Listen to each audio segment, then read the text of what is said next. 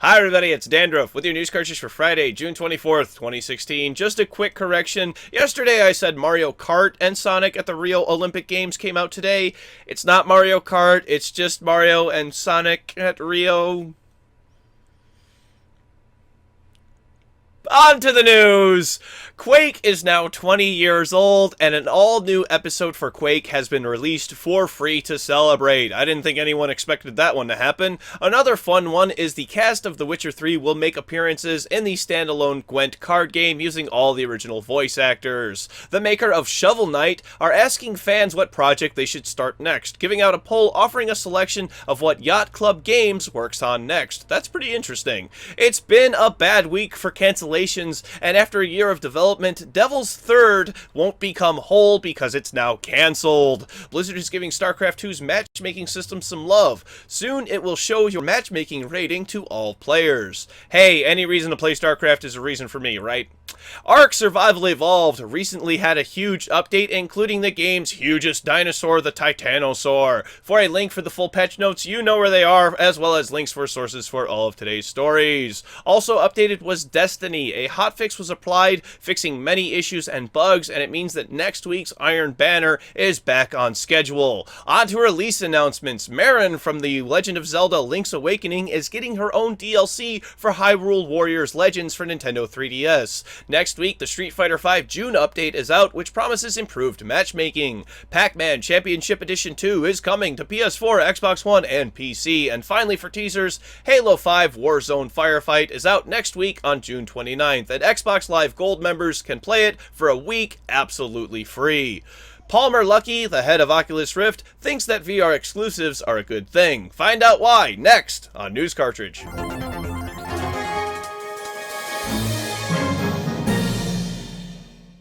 Palmer Luckey, the founder of Oculus Rift, thinks that VR exclusives aren't a bad thing for VR. He states, "The short-term pain that some people feel, and that I totally understand, is I want to play this game and I'm not able to right now. The reality is, I can see where that's painful for some people, but that doesn't mean that it's bad for the VR industry, or that it's fragmenting it, or in the long run, it's not the right way for the ecosystem to work." Now, this is really interesting because the same day this comes out is the same day Oculus removed their DRM, digital rights management, from their headset. Not too long ago, the creator of Revive, software that allowed HTC Vive owners to play Oculus exclusive games, opened a can of worms after Oculus imposed DRM that verified a Rift was connected by allowing the Revive software to play any game, even ones that were pirated. The Revive software has also been updated to remove the additional feature and just allow for Oculus exclusives to be played on a Vive.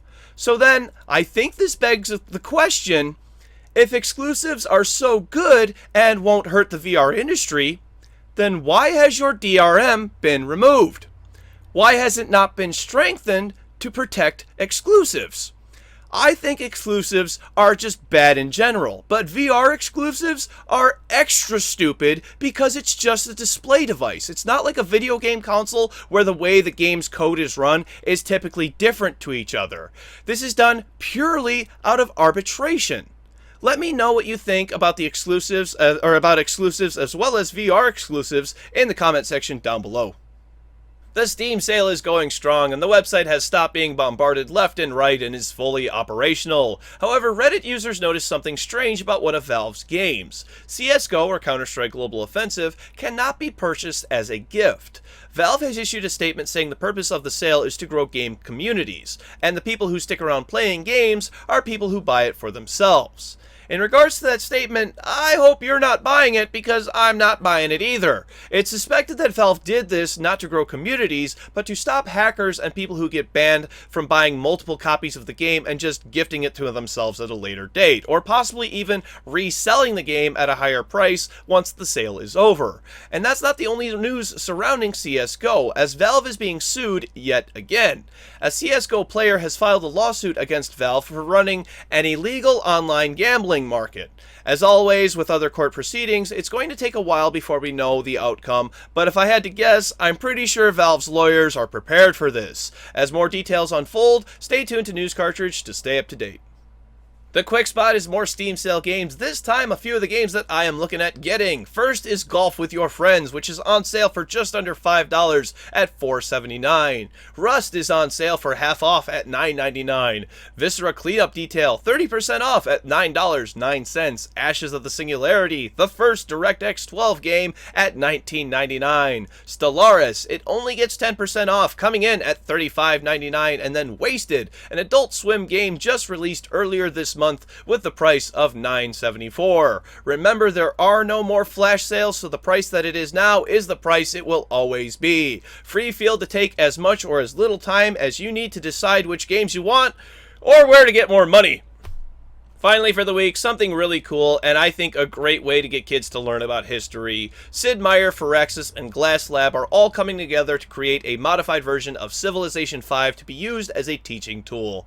The game hopes to have students, quote, think critically and create historical events, consider and evaluate the geographical ramifications of their economic and technological decisions. The game engine will provide feedback to the student's teacher about how well they may or may not be doing, so the teacher and student can evaluate them later.